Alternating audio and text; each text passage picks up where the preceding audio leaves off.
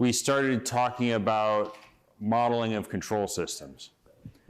And really what we want to do is have some model for the dynamics of a DC to DC converter.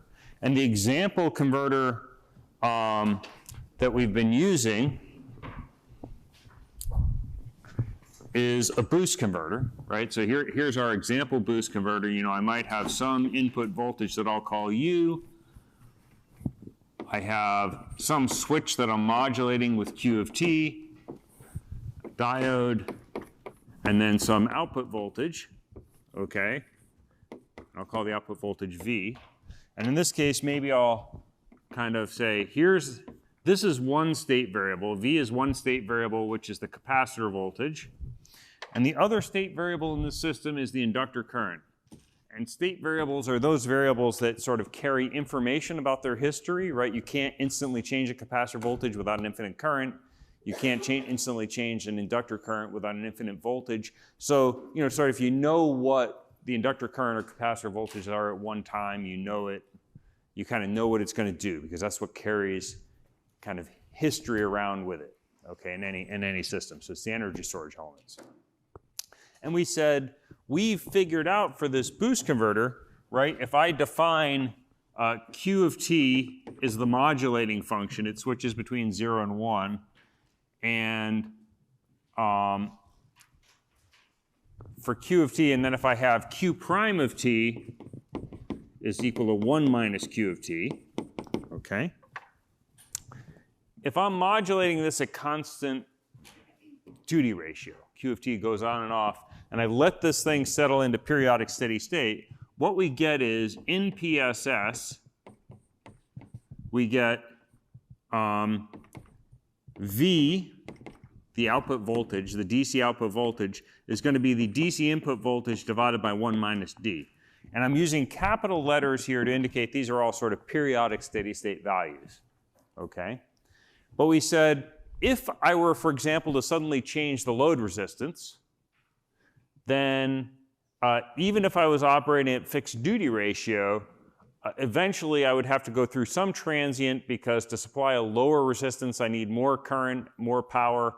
I got to have more current from the input. Something has to change and has to go through some transient, okay?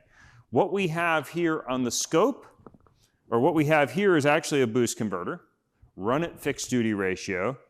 And what I'm going to do is I'm going to set this thing to single sequence. And what I have is, on the yellow channel, I have the inductor current just directly coupled. And on the purple channel, what I have is the output voltage, but AC coupled. So I'm only just going to look at the deviations of the ripple in the AC voltage. And all I'm going to do is press this button, and that's going to add a load onto the converter, right? So it's going to make the load current higher, or the load resistance smaller. And here we go. Oh, it didn't capture right. Let's see. I don't know why that is. Oh, it would help if I actually coupled the output voltage.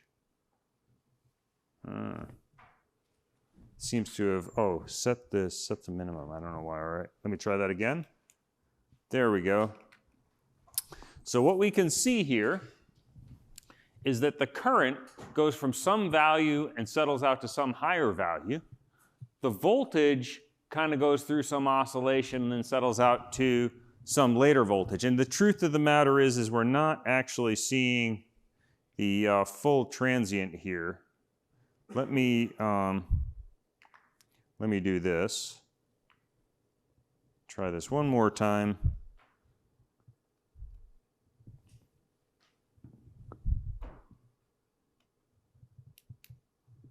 There we see it a little bit better, except that actually what I triggered on was the step down in current, okay? In any event, what we see is some kind of second order response. Superimposed on top of is a ton of switching, right? This is going through thousands and thousands of switching cycles, okay?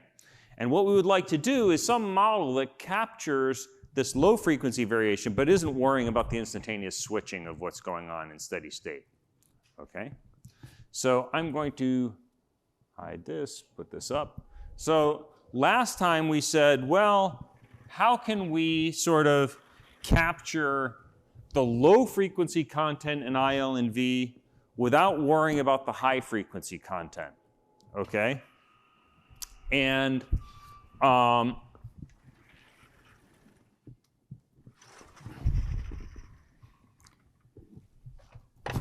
we defined an operator that we called the local average operator.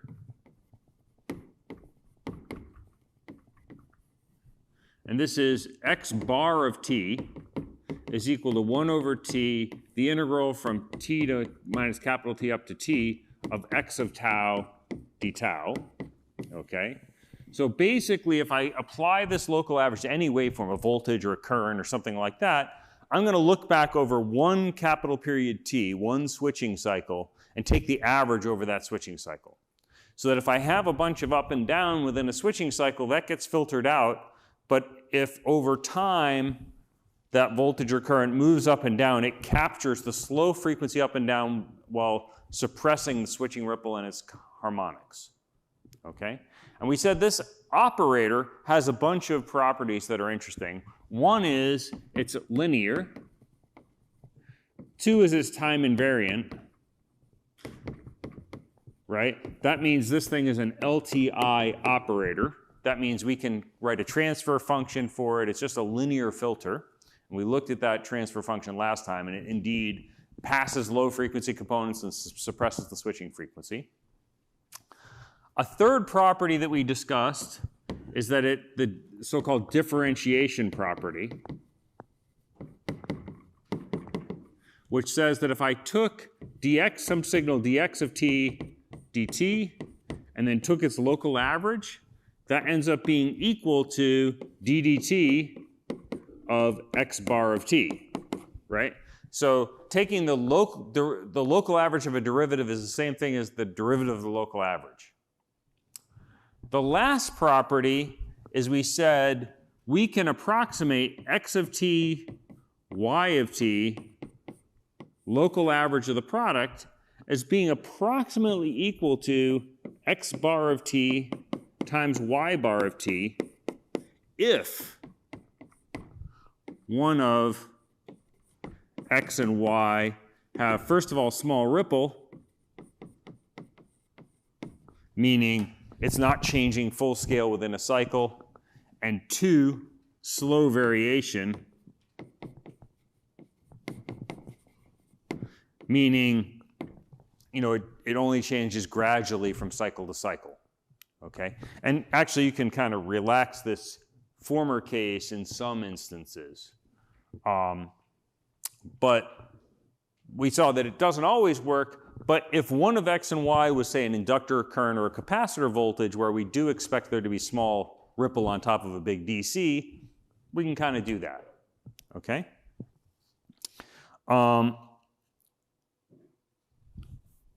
Last time we used this and we applied this to a circuit. So we said we could take the boost converter circuit and play some games and come up with a new circuit in which all of the circuit variables were averaged. And so it gets rid of all the switching, but it carries the low frequency behavior of the circuit.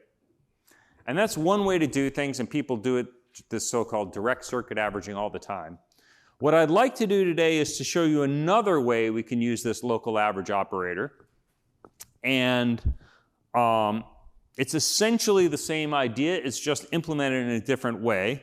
Some people like one method of thinking about it, some people like the other method of thinking about it.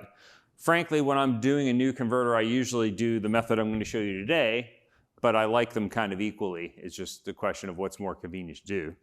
And the technique I'm going to show you today is called state space averaging. And here's the idea. Suppose I wanted to know the dynamics of the circuit about how it behaved. Okay? Well, I could say, write a set of differential equations for that circuit that would describe its behavior in time. And keep in mind that this circuit really has two subcircuits, right? When Q of t is equal to 1, the switch is on, so I could think about this circuit as being this.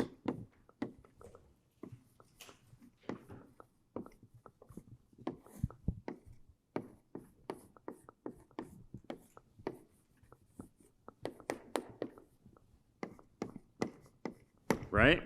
So the switch is on. This is a linear circuit that models that behavior, okay? If Q of t is equal to 0,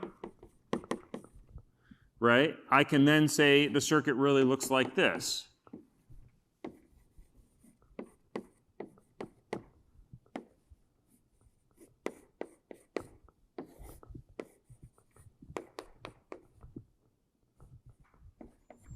Okay? So I could then sort of write a differential equation, a linear differential equation, because these are all linear elements and plus an input, when it's in this state. And I could write a different differential equation when it's in this state. And if I just use the right set of differential equations in each substate, I can get the behavior, right? So let me just write this down.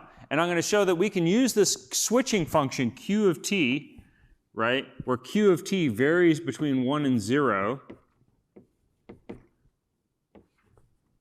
right? I'm sorry, this is 1. We can use this switching function to build up a differential equation that captures our system. So here's what I would argue we could do. We can say, what does the IDT, the ILDT look like?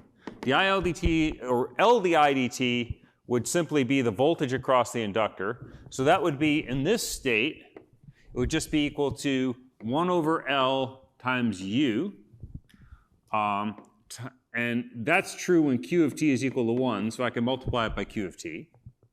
When Q of t is equal to 0 and 1 minus Q of t is equal to 1, dIL dt is equal to U minus V. So I could say this is plus U minus, this is plus 1 over L, U minus V times 1 minus Q of t. Okay? So basically, when Q of t is equal to 1, this term, dIL dt is U 1 over L U. So it matches the top circuit. And this term's gone because 1 minus Q of t is 0, and this term just disappears. When Q of t is equal to 0, this term disappears, and this factor becomes 1, and I just have 1 over L U minus V. So whether I'm in this switch state or this switch state, this differential equation captures the dynamics of that inductor current. Does that make sense to everybody? I can do the same thing for the voltage. I can get dV dt is equal to 1 over C times, this would be minus V over R times that, minus 1 over RC V times Q of t, plus 1 over C I sub L minus V over R 1 minus Q of t. Right? So in fact, if I came up and I told you the starting state of voltage and current, inductor voltage, capacitor voltage, inductor current, and I told you the Q of t over time, I could basically numerically integrate this pair of differential equations and predict the trajectory, including all of the switching and everything else. Does that make sense to everybody? Any questions about that? Okay, so this is actually a simulation model of this converter in continuous conduction mode, including dynamics, right? This is a pair of differential equations, switch differential equations that capture it. Well, I could take my averaging operator and apply it to the differential equations as well, right? I could apply it to each side, okay? All I would be doing is walking up and saying, okay, let me local average each side, so I'll put a local average on the left side of this, and then the local average of these sums of terms is just the sum of the local averages, so I can do this, and I can do this.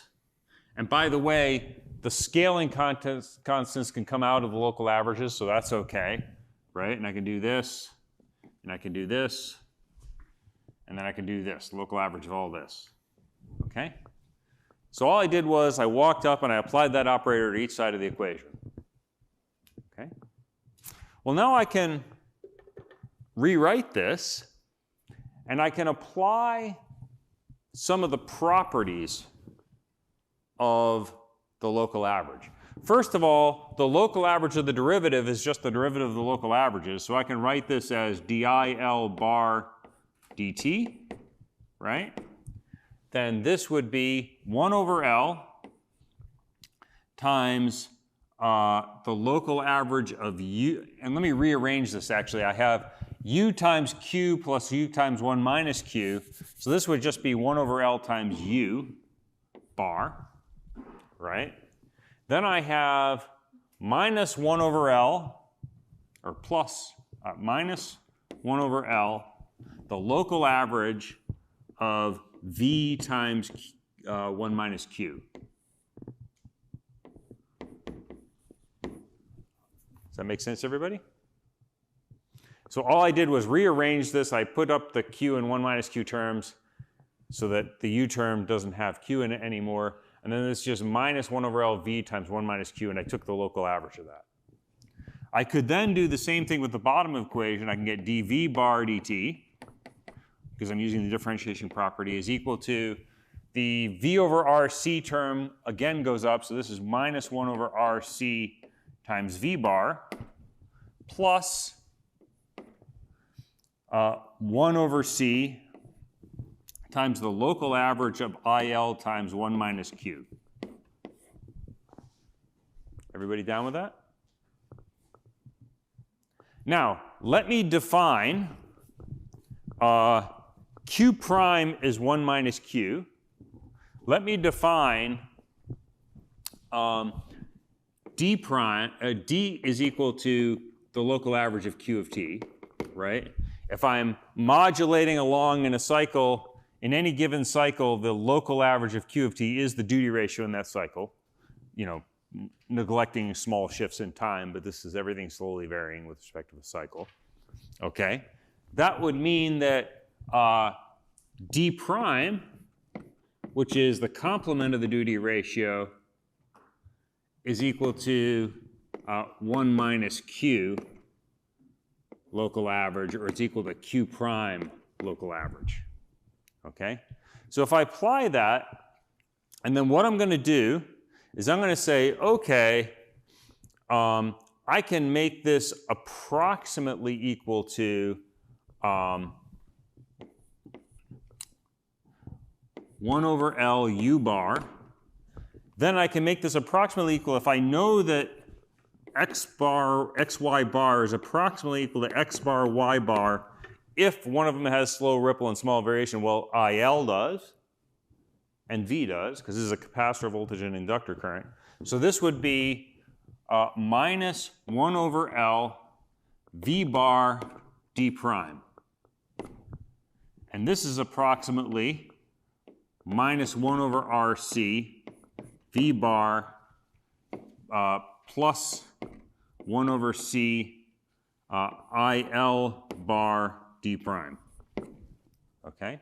So this becomes a set of partial differential equations. Maybe I should just rewrite this. This is dIL bar dt, and this is equal to dV bar dt. Right? Now, I have a set of state space averaged equations. And notice that there's no switching left in here. There's no Q of T bopping up and down and turning switches on and off. This is just in terms of whatever my duty ratio is going to be, tells me how this evolves. So if I knew how the commanded duty ratio varied, I would know how the local averages of IL and V would vary. Any questions about that? So how would I use this thing? I could come up and say, all right, you know, I had my converter here. What I really wanted to do is say, okay, I have some reference voltage, Vref, and I compared that to, in this case, I'm going to say it's a local average version of the output voltage, V bar. And I'm going to generate some V error bar. Okay. I'm going to run that into some compensator.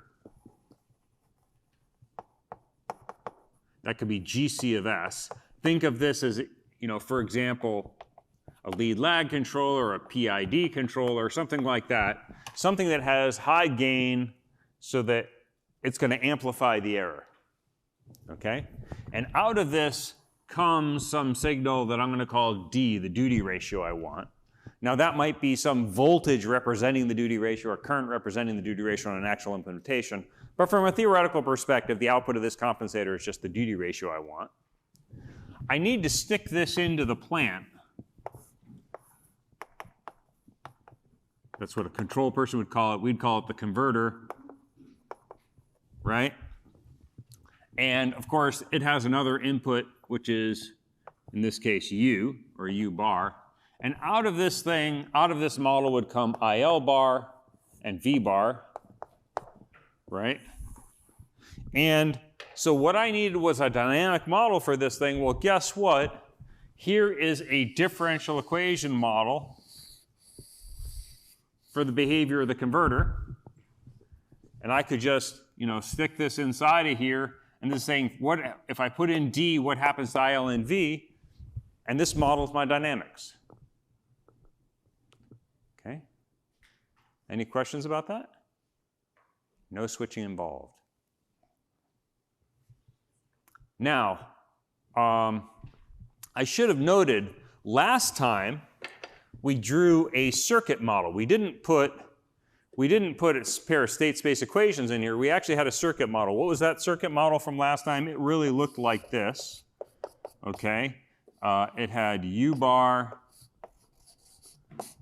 IL bar. It had a voltage source here, which was D prime V bar, and a dependent current source, which was D prime IL bar, and then it had V bar here. Okay. If you write the differential equation for this circuit, this nonlinear circuit that we got by circuit averaging, it will give you exactly this set of differential equations, right? DIL dt is U, LDIL dt is U bar minus D prime V bar. That's exactly this equation, right? So, I can describe it with circuit averaging, I can describe it with state space averaging. This just gives me the equation forms. I can go back and forth between the two as I want. They both work. There are other circuit models that represent the same differential equations, of course. You can do things different ways, but the underlying dynamics will always be the same if you apply averaging. Okay. Any questions about that? Now, what is the headache of this approach? Or it's not a headache, it's nothing to do with the approach. I shouldn't say this is a fundamental property of the system, is that this is a nonlinear circuit, and this is a nonlinear set of differential equations. Why?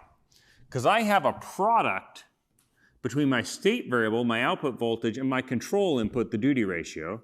And likewise, I have or 1 minus the duty ratio. And here I have a product between my other state variable and 1 minus the duty ratio. Okay? And that makes this system nonlinear. Okay? Why do I care? Why is that a pain in the butt?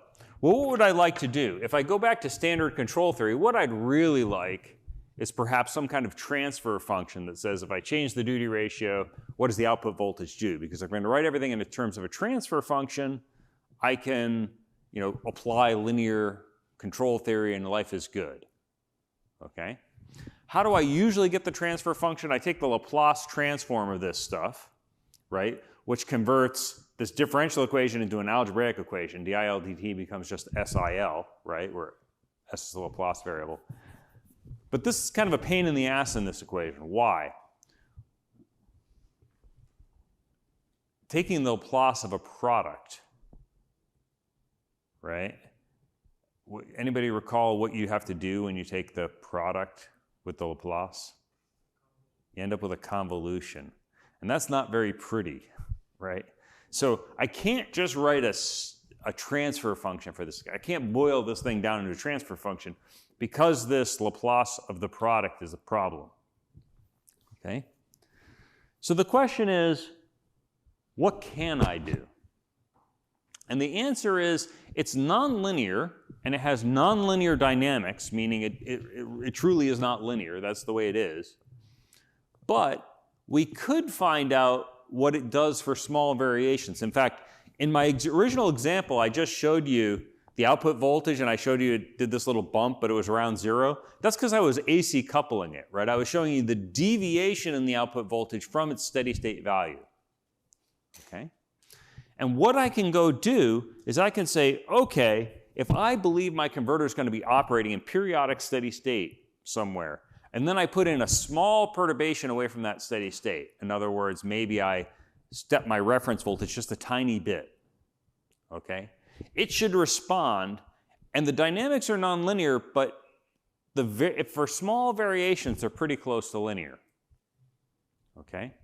So what I might do is I might go and say, all right, suppose that all of my variables in my system, x of t, was equal to some DC value, sometimes called the bias or the steady state, plus some AC variation, small variation. Right? And then I could express, well, the small variations are simply, the total variable minus it's the deviation of the total variable from the steady state operating point. Okay? And what I can go do is I can express all my variables that way. I can say, okay, U is equal to some DC value plus any variation I put on the input voltage. V is equal to some DC voltage plus some small variation, where this is the deviation away from, this is the AC coupled version, essentially. Okay? IL is equal to some DC IL plus some IL tilde, some small variation, etc. Okay? And what can we say mathematically? Suppose I had some nonlinear differential equation, dx dt, where x is some variable, or some vector of variables, and this is a vector of equations, is equal to some function of the state variables, the inputs, and could be a function of time too. All right? So this is some arbitrarily nonlinear differential equation. It could have it could be a vector differential equation like this has 2 state variables. So x could be a vector of state variables in general, and I could have a vector of inputs r. Okay? And suppose I had this and I had some steady state operating point. I have f of x and capital R and t is equal to 0. This is an operating point. This is a nonlinear diffie-q, or system of differential equations. Okay? Why is this an operating point? Because what I'm saying is, right, if I put f of capital X and capital R in here, I get 0, which means dx dt is 0, which means it's not going anywhere. It sits there. So this equation is precisely defining some operating point where it's just going to sit, some periodic steady state value where it's going to sit. Okay? And what we can do is we can linearize this guy. Okay? What do I mean by that? Let me just do the simplest 1D version of this idea. Suppose I have one dimension, x, and I have f of x, and this has some function, some nonlinear, this is not a straight line function, right? Well, this is f of x. Notice that there's some place where f of x goes through 0, and I could call that x, right? And so the variation dx dt is exactly defined by this function near here, but maybe near this operating point I could come and say, you know what, let me just approximate him with a tangent line. right? And I will approximate f of x right near this operating point with a straight line. And then I can look at, right, if I have some variable x, the distance here to some other point, this distance I might call x tilde, right? The deviation between x and its operating point is just the variation. So I can worry about this differential equation, variations about this point, okay? And how am I going to approximate that? I could approximate that as dx dt, which I could write as d capital X dt plus dx tilde dt, right? So x is capital X, this is x, this is capital X plus x tilde, right? This is just 0, right? Because this is the derivative of a constant, all right? Is going to be equal to, well, dx dt was f of x, r, and t. I'm just going to substitute x plus x tilde, et cetera, in here, right? What I'm going to get is f of x, r, and t plus df dx evaluated at x and r for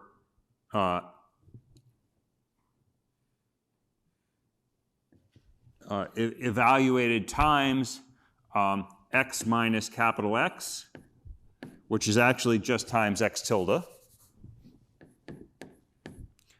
plus df dr evaluated at x and r times r tilde. Okay? So all I'm doing is I'm instead of using f of x, I'm doing a Fourier, I'm doing a Taylor expansion of this thing and looking at just the derivatives at that point. Okay? What's f of x, r, and t? This is just 0, because I just told you this thing was 0. And so I just get df dx and df dr times x tilde and r tilde. Does that make sense to everybody? And all I'm really doing is, as I'm linearizing, I'm approximating this nonlinear curve. If my deviations are small enough, I can't really tell the difference between the curvy f of x and the straight line orange approximation. That makes sense to everybody? I do require to do this, I do require that f is differentiable near here. But our systems are, so, you know, life is good. Okay? Any questions about that idea generally? So that's messy to think about, but actually it's quite simple in the real world. In the real world, what am I going to do? In the real world, all I'm going to do is I'm going to come up to this equation and substitute in these expansions and factor it. Life is easy, okay? So let me do that. So what I have is I have dIL bar dt, and I said IL, I should have said these are the local averages because I'm working with the local averages, right? dIL bar dt is equal to ddt of IL plus DIL tilde dt. And we said this was 0 because IL is a constant. And that's going to be equal to what? That's going to be equal to, all I got to do is substitute the stuff in there. 1 over L U plus U tilde minus 1 over L capital V plus V tilde times, it's 1 minus D, it's D prime, which is 1 minus D. That's 1 minus D minus D tilde. Okay, and that's the top equation. And I get dV bar dt, which is equal to d dt of capital V, which we said was 0, plus dV tilde dt, which is equal to minus 1 over RC V plus v tilde plus 1 over c times il plus il tilde times 1 minus d tilde. Okay? I apologize for all the algebra, but guess what? You know, you can't do this without it, so that's life. All right, so what can I do here? Let me just refactor this. And here's how I'm going to factor it. I'm going to put all of the terms that are just operating point, capital letters, together. Then I'm going to have mixed ones. Then I'm going to have all terms that are products of tildes. So let me just rewrite this for you. So what I get is dil tilde dt is equal to 1 over Lu minus 1 over L times d prime v. So 1 over L times U minus d prime v. Okay? Then I'm going to get mixed terms. I'm going to get plus 1 over L U tilde minus 1 over L v d tilde. Oops, it's going to be plus 1 over L v d tilde. Minus 1 over L d prime, which is 1 minus capital D, v tilde. And then I'm going to get plus 1 over L v tilde d tilde. Okay? Last equation, and then life will get easier. I won't have to write any equations. It's dv tilde dt is going to be equal to minus 1 over RC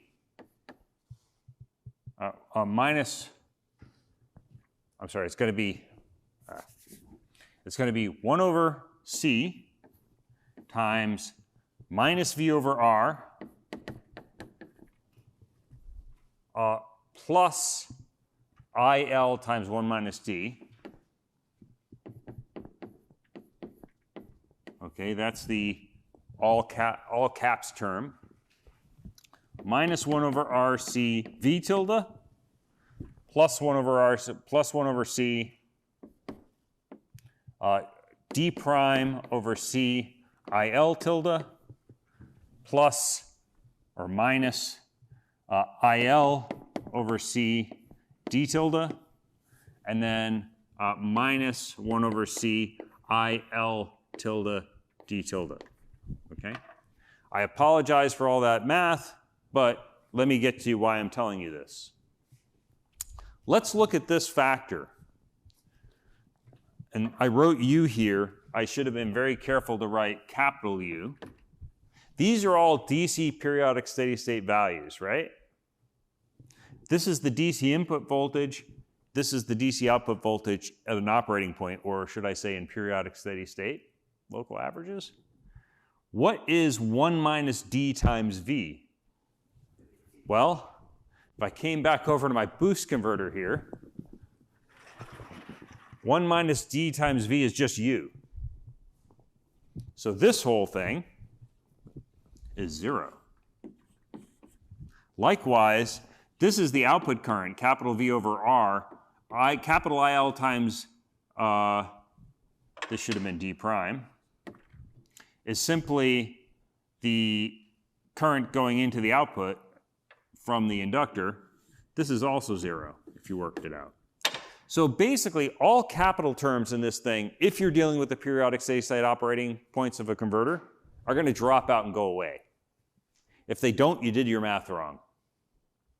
Okay? What about these guys over here?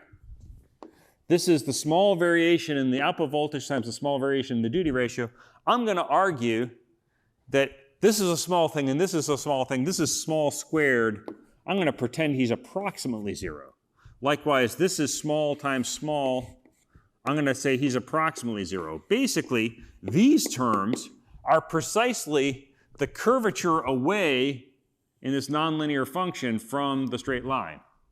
And I'm saying if I get close enough, I can ignore that curvature. If I make my variations away from that point small enough, I can't tell the difference. Okay?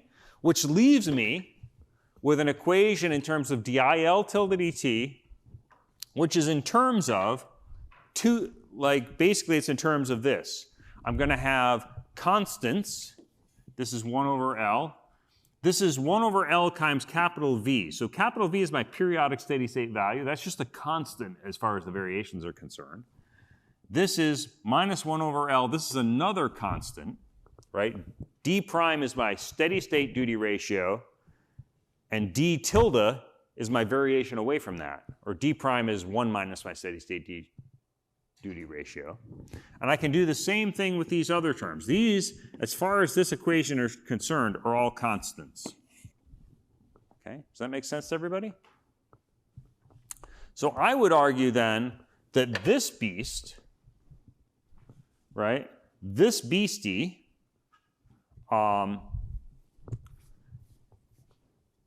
if I take away all the stuff, I throw away all the stuff, all I have is small signal variables times constants added up. So this is also a system of differential equations, but as far as a given periodic steady state operating condition, it's a linear constant coefficient differential equations, right? This is the friendly kind of differential equations, right? The ones we love. Well, why do I like that? Because I could take that set of differential equations and come back here, and instead of worrying about V error, I could worry about V error variation. I could worry about the variation in duty cycle, the variation in my inductor current away from, and this is variations away from the steady state operating point, the variation in voltage away from my steady state operating point, and this would be feeding back V tilde.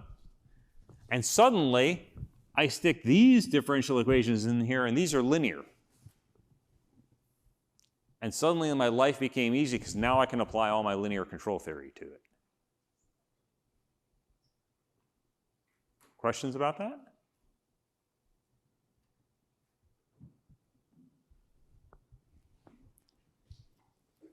So how might I do this in practice?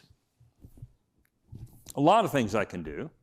And I should say, by the way, there's nothing that prevents me from doing the original nonlinear stuff and doing a nonlinear, having a nonlinear plan and considering, Lyapunov controllers or anything I want to consider, right? It's just complicated, and perhaps unnecessarily so. By doing this linearization trick around an operating point, I get a set of linear constant coefficient differential equations that then give me nice behavior. All right? The only constraint, the only fly in this ointment is the differential equations, the coefficients in it, depend on the operating point. So I got to say, geez, I'm operating at D prime is 0.5. My steady state is at 50%. It's for this boost conversion ratio. And then I'll get the dynamics for that boost conversion ratio for small deviations away from that. But if I suddenly changed duty ratio to 75% and D prime became 0.25, the equations are different and the dynamics are different, right? So the fact that this is nonlinear means at different operating points the dynamics vary. Well, you're stuck with that. It's a nonlinear system. That's what it does, okay? But if I'm interested in, geez, I kicked it a little bit, I changed my duty ratio a little, or I stepped my load, when I get close to that second operating point, I can predict what the dynamics are very exactly, okay? And by the way, even though this is nonlinear, it turns out that it's pretty good, right? The dynamics are, quite nicely captured. So how might I deal with this? Well, I could do this. What would I do? I could turn this whole thing into a transfer function, for example. Like over here, what I would really like is some transfer function, perhaps h of s, where h of s goes from d tilde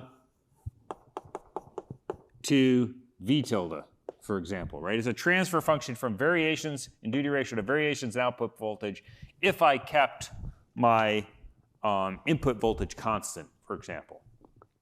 Okay, well, how would I do that? I just take the Laplace transform of this stuff. All my I sub L tilde would become SIL tilde. This would become SV tilde, right? And then I could look at this thing and I could go in here and I could multiply this by S. I could then substitute my SIL tilde in here, and IL tildes would go away, and I'd get everything that relates D tilde and V tilde. Okay? I'll just write down that solution for you because I'm running out of time, but if you do that, okay, here's what you get. First of all, any questions about the process I just mentioned? Okay, so what I would get is something like this. Okay. I would get H of S is equal to V tilde over D tilde, which is equal to minus S times IL over C plus V D prime over LC divided by S squared plus 1 over RCS plus D prime squared over LC. Okay? So this is a second order transfer function, right? It has two poles, right? S squared in the denominator, right? So its characteristic equation is second order. Okay. Well, we expect that. It's got to be second order. Why? Because what are my energy storage elements in my converter? My energy storage elements in my converter are one inductor and one capacitor. So it is second order. Great. I expect that. These have two left half plane zeros. I can tell because all the coefficients are positive on the characteristic equation. It has one right half plane zero. We'll come back to talking about that. All right. So that's great. I kind of get a behavior I'm expecting. Notice that the pole locations move around depending upon duty ratio. So if I'm sitting here and I'm coming from 5 to 10 volts DC, D prime would be 0.5, and I get one set of pole locations. If I was coming from 5 to 20 volts, I'd have a different value of D prime, and I'd get a different set of pole locations. So the poles do move around as I'm sort of at different operating points, but that's life. Okay, I can deal with that. How accurate is this? Well, I plugged in, I won't bother writing it on the board, I plugged in values for an example, and it's precisely the example I showed you. It's precisely the example I showed you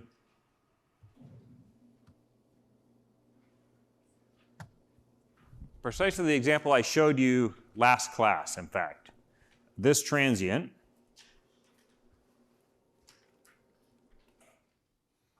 Okay, this is we get a step.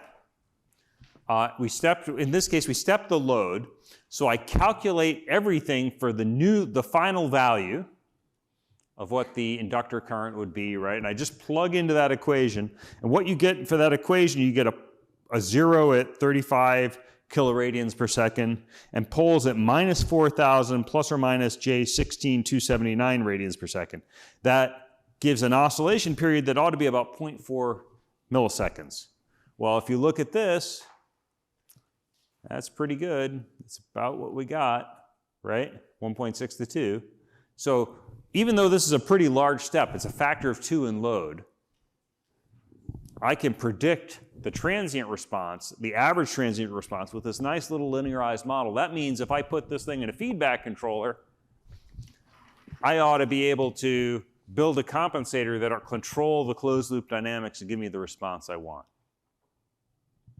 So that is state space averaging and its application, and then linearization. So I'm going to average my circuit, and I get a nonlinear average model. Then I'm going to linearize the differential equations, and that gives me a nice linear constant coefficient model that I can model with a transfer function, at least for a given operating point.